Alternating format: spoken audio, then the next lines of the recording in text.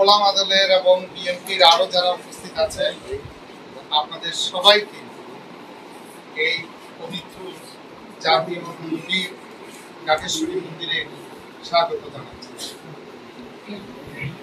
আমরা খুব ভারাক্রান্ত হৃদয়ে আজকে আপনাদের সামনে কথা বলছি। আমি ধন্যবাদ এবং কৃতজ্ঞতা জানাচ্ছি আপনাদের দলের চেয়ারপারসন বেগম খালেদা জিয়া তার বক্তব্যের সময় সংখ্যালঘু সম্প্রদায়ের অর্থাৎ আমাদের নিরাপত্তা বিধানের কথা বলেছেন। আমি কৃতজ্ঞতা জানাই আপনাদের দলের ভারপ্রাপ্ত চেয়ারম্যান যিনি ছিলেন জনাব তারেক রহমান, তিনিও তার বক্তব্যে আমাদের মন্দির প্রতিষ্ঠান এবং সর্বোপরি সংখ্যালঘু সম্প্রদায়ের নিরাপত্তা বিধানের কথা বলেছেন। আপনাদের অন্যান্য নেতৃবৃন্দ তাদের বক্তৃতায় মির্জা ফখরুল ইসলাম সাহেব, রিজভী ভাই প্রত্যেক সময়ে প্রত্যেক বক্তৃতায় এই কথাগুলো বলছেন। আমরা আরো আনন্দিত যে বর্তমান অন্তর্বর্তীকালীন সরকারের প্রধান সহ প্রত্যেক উপদেষ্টা তাদের বক্তৃতায় এই কথাগুলো গুরুত্ব সহকারে বলছেন। আমি নিজে অভিজ্ঞতা থেকে বলি, আমার বাড়ি কক্সবাজারে আপনাদের সাবেক এমপি লুৎফুর রহমান কাজল দিন রাত ধরে কক্সবাজার শহরের সমস্ত মন্দির পাহারা দিয়েছে, ফলে একটি ঘটনাও ঘটে না। কক্সবাজারের আপনাদের দলের এই অত্যন্ত প্রভাবশালী নেতা সালাউদ্দিন আহমেদ সাহেব, তিনি দেশে নাই, কিন্তু উনি সমস্ত কর্মী বাহিনীকে নামিয়ে দিয়েছিলেন, যার ফলে চকরিয়া এবং পেকুয়ায় কোনো ঘটনা ঘটে নাই। আপনাদের দলের নেতা বরকতুল্লাহ বুলু সাহেব নোয়াখালীতে, বেগমগঞ্জে, চৌমোহনীতে আপনাদের কর্মী বাহিনীকে নামিয়ে দিয়েছেন, ফলে কোনো সমস্যা হয়নি। আপনাদের নেতা আব্দুল আল মিন্টু পাহাড় এলাকায় লোকজন নামিয়ে দিয়েছেন, ফলে কোনো সমস্যা হয়নি। এরকম অনেক উদাহরণ আছে। আপনাদের এই ঢাকা মহানগরীতে ইশরাক সাহেব নিজে ঘুরে ঘুরে মন্দির পরিদর্শন করেছে, কিন্তু তারপরেও অত্যন্ত দুঃখের সাথে জানাতে চাই, প্রায় 50টিরও অধিক জেলায় আজকে আমাদের সম্প্রদায়ের লোকজনের উপর নির্যাতন হয়েছে, দু একটা হত্যাকাণ্ড ঘটেছে, লুটতরাজ হয়েছে, মন্দিরে আগুন দিয়েছে। আমরা বিশ্বাস করি যারা এগুলো করে তাদের কোনো দলীয় পরিচয় থাক বা না থাক, এটা বড় জিনিস নয়। আমাদের কাছে তাদের পরিচয় তারা দুর্বৃত্ত, তারা সন্ত্রাসী, তারা লুণ্ঠনকারী। আপনাদের নেতৃত্বে আমরা সবাই যদি ঐক্যবদ্ধভাবে এটা প্রতিরোধ করতে পারি, তাহলেই সম্ভব কেবলমাত্র সংখ্যালঘু সম্প্রদায় নিরাপত্তার সাথে এদেশে বসবাস করতে পারবে, আদারওয়াইজ সম্ভব নয়। আজকে আমরা কৃতজ্ঞতা জানাই আপনারা সবাই উপস্থিত হয়েছেন, কিন্তু দুঃখজনক আপনারা দেখেন বাড়ি বাড়ি গিয়ে, দোকানে দোকানে গিয়ে, ব্যবসা প্রতিষ্ঠানে গিয়ে গোপনে চাঁদা নিতে বাধ্য করতেছে, না হলে হুমকি দিচ্ছে বাড়িতে আগুন জ্বালিয়ে দেবে। আশা করি আপনারা পাড়ায় পাড়ায়, মহল্লায় মহল্লায়, থানায়, উপজেলায় প্রত্যেক জায়গায় আপনাদের কর্মী বাহিনী আছে, সংগঠন আছে। আশা করি আপনারা আমাদের পাশে থাকবেন। আমি যাদের কথা বললাম সবাই ছিলেন, আপনারা আরো অনেকেই আছেন, দেশব্যাপী আছেন, কিন্তু তারপরে অনুরোধ করব এই পরিস্থিতি স্বাভাবিক না হওয়া পর্যন্ত আপনারা একটু কষ্ট করবেন। আমরা এটা কৃতজ্ঞতার সাথে স্মরণ রাখব। ধন্যবাদ। সারা বাংলাদেশে আনন্দের জোয়ার যেমন বইছে, পাশাপাশি সারা দেশে কারণে বা অকারণে প্রতিটি ঘটনা ঘটলেই একটি সম্প্রদায়ের উপরে, হিন্দু সম্প্রদায়ের উপরে তার খড়গ নেমে আসে। আপনারা লক্ষ্য করেছেন যে সমকালীন সময়ে গত 5 তারিখের যে রিভলিউশনটা হলো, সেই রিভলিউশনের পরে জনাব তারেক জিয়া, ইভেন বেগম খালেদা জিয়া সেদিন যখন অল্প কথার মধ্যে তিনি বলেছেন, আমাদের তত্ত্বাবধায়ক সরকারের প্রধান যিনি বিমানবন্দরে নেমে তিনি কথা বলেছেন, আমাদের প্রেসিডেন্ট মহোদয় কথা বলেছেন, সামরিক প্রধান কথা বলেছেন, ছাত্র নেতারা কথা বলেছেন, যে এই হত্যা, নির্যাতন, নিপীড়ন, বিশেষ করে সংখ্যালঘুদের উপর এটি বন্ধ করো।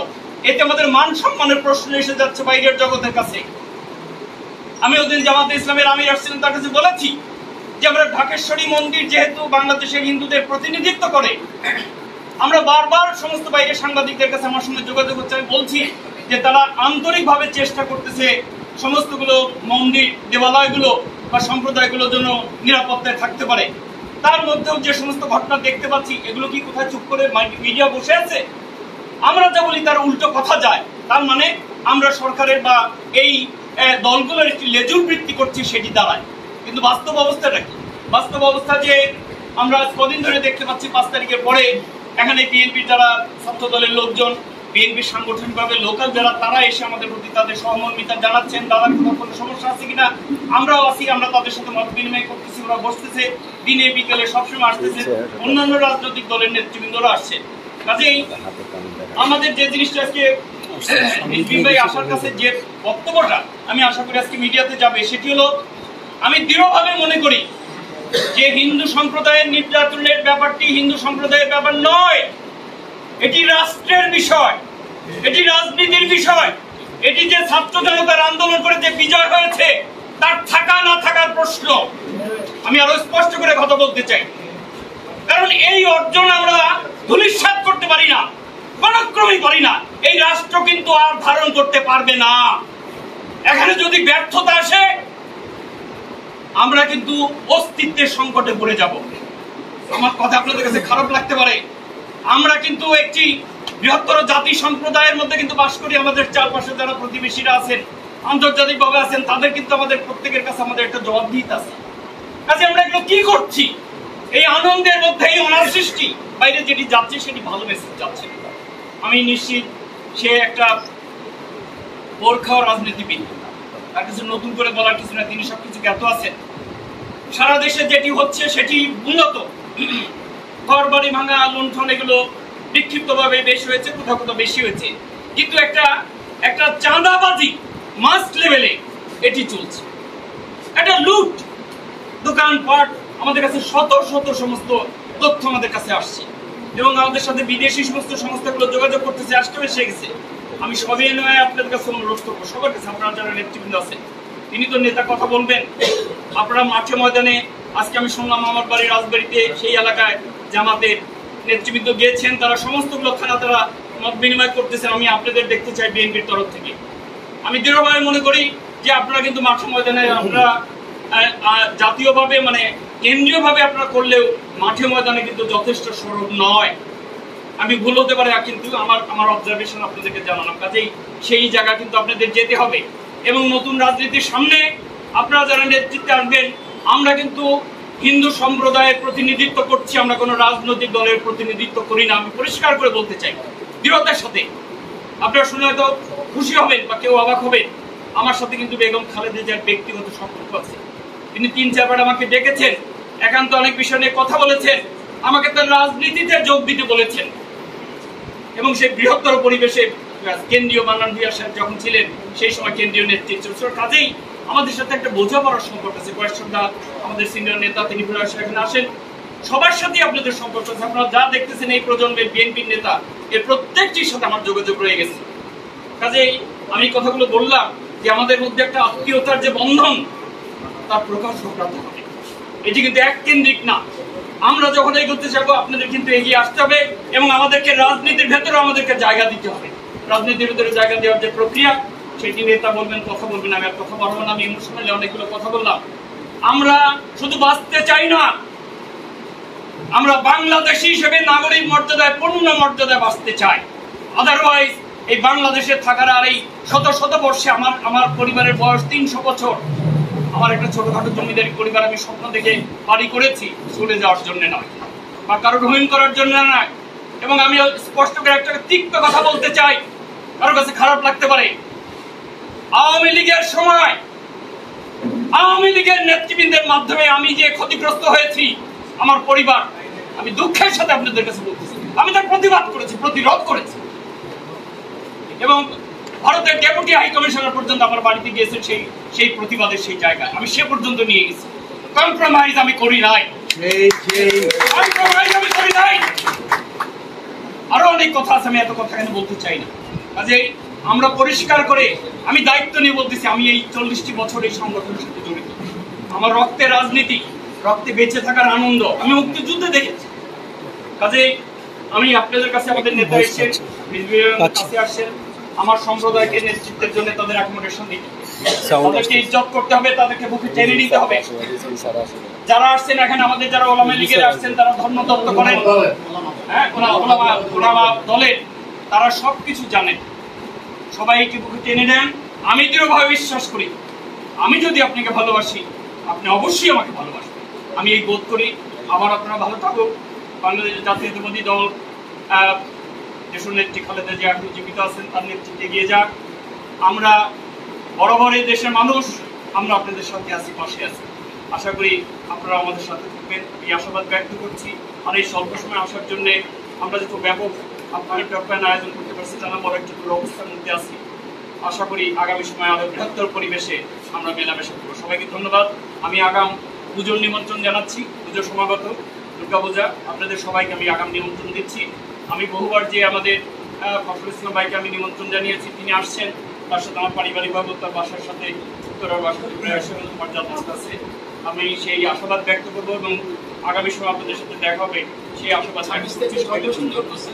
ধন্যবাদ সুযোগ্য সাধারণ সম্পাদক বাংলাদেশ হিন্দু পরিষদ কেন্দ্রীয় কমিটি।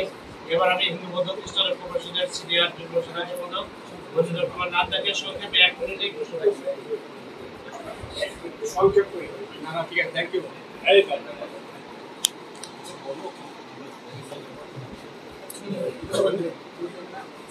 আসলে যে কোনো একটি প্রেক্ষাপটের কারণে আজকে আমাদের এই বিশেষ করে ঐতিহাসিক এই অঙ্গনে আজকে এই ধরনের একটি সমাবেশের আয়োজন করা হয়েছে। আমার অবশ্য এখানে এখানে আমার পাশে জায়গা রয়েছে, এখানে শ্রদ্ধাভাজন নেতা রাজনৈতিক দলের বিষয় রয়েছেন এবং ওলামা দলের নেতৃবৃন্দ রয়েছেন, আমাদের নেতৃত্ব রয়েছেন, শ্রদ্ধাভাজন সভাপতি রয়েছেন। আজকে এখানে আমাদের বক্তব্য দেওয়া হয়েছে। আমি আসলে আজকের দিনে যে প্রেক্ষাপটটা, আমাদের এই প্রেক্ষাপটের সাথে আমাদের যন্ত্রণার জায়গাটুকু যেটা আপনারা হয়তোবা উপলব্ধি করছেন এবং যার কারণে আপনারা ছুটে এসেছেন এই অঙ্গন। এটি একটি ঐতিহাসিক অঙ্গন। এটি শুধু যদিও সনাতন ধর্মীয়দের অঙ্গন হয়ে থাকে রাখবে, কিন্তু প্রতিদিন সারা বিশ্বের হিন্দু, মুসলিম, বৌদ্ধ, খ্রিস্টান বা সাদা চামড়ার লোকেরা বা কালো রঙের মানুষরা এখানে আসেন এটাকে দেখার জন্য, ঐতিহাসিক একটি স্থাপনা হিসাবে।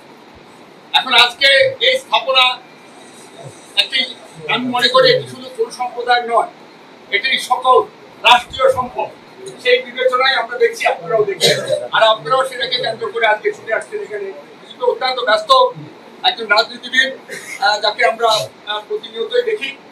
আমরা মনে করি এদেশে আমি যেমনটি জন্মগ্রহণ করছি, জন্মগ্রহণ করছেন, এখানে কুণ্ডদাও জন্মগ্রহণ করেছেন। আমরা এদেশের সকলেই নাগরিক, আমাদের সকলের সম পর্যায়, সম অধিকার, সম অবস্থান, ধর্মীয়, সামাজিক সব জায়গাতে কিন্তু একটা অবস্থান থাকবে, যেটাই স্বাভাবিক। আজকে যখন আমাদের দেশটি আপনারা দেখছেন যেভাবে দাঁড়িয়ে পুড়িয়ে, এটা তো মাত্র 4-5-6-7 দিকের 4-5 দিনের ঘটনা। এতে আমরা সকলেই আতঙ্কিত, আপনারা আতঙ্কিত হয়ে গেলে আমাদের সাথে আমাদের দুঃখ বেদনার জায়গাটুকুতে আপনারা সহানুভূতির জন্য এগিয়ে আসছেন। আপনাদেরকে অনেক অনেক কৃতজ্ঞতা জানাই। কিন্তু অতীতের দিনগুলিও তো কিন্তু এরকম হয়েছে। আমরা আর পিছনে ফিরে তাকাতে চাই না। আজকে দাঁড়িয়ে যে ঘটনাগুলি হয়েছে তার সুষ্ঠু বিচার হওয়া দরকার। আমরা মনে করি এটার সাথে আপনারা এবং আমাদের এদেশে সকল লোকে, আমরা সকল লোকের সম অধিকার, সমমর্যাদার একটি জায়গা তৈরি হোক এবং সকলে মিলে আমরা যেটা আছি সকলে মিলে এখানে হিন্দু মুসলিম সবাই ভাই ভাই আমরা হয়ে যেন বসবাস করতে পারি, সেই অঙ্গীকার আমরা দিতে চাই। এবং এখানে কোন রকম দিক থেকে যেন এটার থেকে যেন কোন রকম আজকে যে আন্দোলন ছাত্র জনতা করছে, সেই ছাত্র জনতার আন্দোলন, সেখানে কোনো রাজনীতি নাই, সেখানে কোনো অমানবিক কোনো কিছু নাই। তারা চায় যে সুন্দর একটি বাংলাদেশ, নির্যাতন নিপীড়নের উপরে উঠে একটি বাংলাদেশ, আমি শুধু পরিষদে একটি কথা বলে শেষ করবো, যে হাহাকার বাংলায় আজকে কদিন চলছে বাংলাদেশে, সেটার থেকে কিভাবে মুক্তি পাইতে পারি সেটি আপনারা কষ্ট করে ভাববেন, এবং সেই টাকায় আমি মনে করি সেই প্রতিশ্রুতি আজকে এখানে দাঁড়িয়ে দেবেন। শুধু উনি নয়, যে কোনো নাগরিকের যেন সেই জায়গাটুকু যেন আমরা স্মরণ করতে পারি, সেই আশাবাদ আপনার কাছে রাখবো। এই বলেই আমি আমার বক্তব্য শেষ করছি এবং আপনাদের